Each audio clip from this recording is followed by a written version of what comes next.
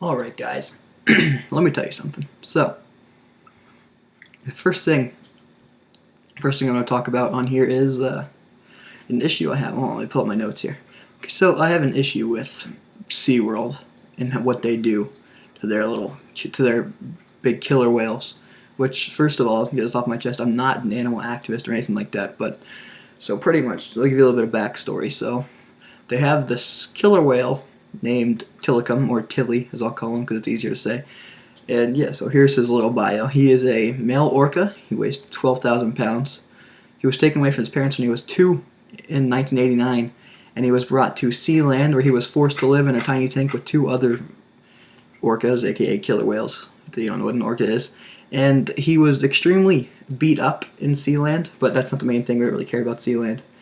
But yeah, so pretty much he killed a girl at Sealand. He killed a trainer, and that's when the company Sealand closed, and they put him up for sale like he was a slave, pretty much. They put all their 3 killer whales up for sale, and SeaWorld bought TILIKUM. And then they put him there where he was, if I can find, he's a very large bull orca. He was the largest one they've ever had.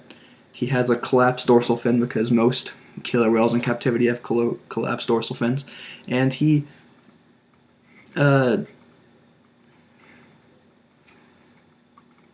put in very small concrete tanks that are there's like 0.00001% of his natural habitat that he could have been in if he wasn't taken from his family.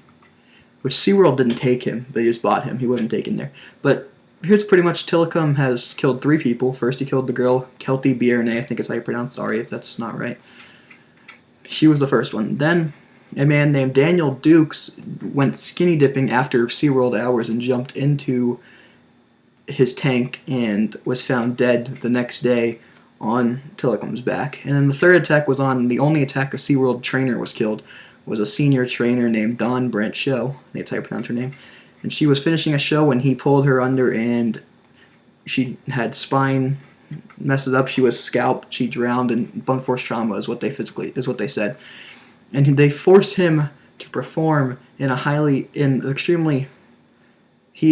me reword that. He is still forced to perform, but they keep him in tiny little cages. And I'll probably flash the picture on the screen now. That's a picture of him in a tank, which pretty much his nose is touching the wall and his tail is touching the other wall because he has no room.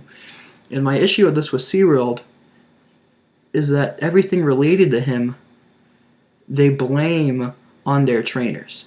So they said that for Dawn Brancho, when she was killed, her ponytail was too long and it was her fault because she had a long ponytail, when witnesses said he didn't even grab her ponytail, he grabbed her forearm. So what they tried to do is put their trainers out there in the water where they can be hurt and leave them out there with the killer whales and let them just be there in the water with them, which isn't safe at all. And that's how Dawn died. She was a trainer, and that's what happened to her.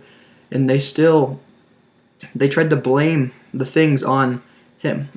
Like, it doesn't make any sense. They think that it's okay to condemn the dead, which is not something I am for. And then so here I have this summed up.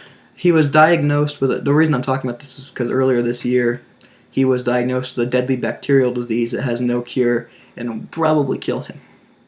And what SeaWorld did was technically Sealand, but SeaWorld helped, is they took a huge, extremely smart and really beautiful animal and made it away from its mother, first of all, and made it live in an extremely small place where it was bullied by other orcas and just not left alone ever.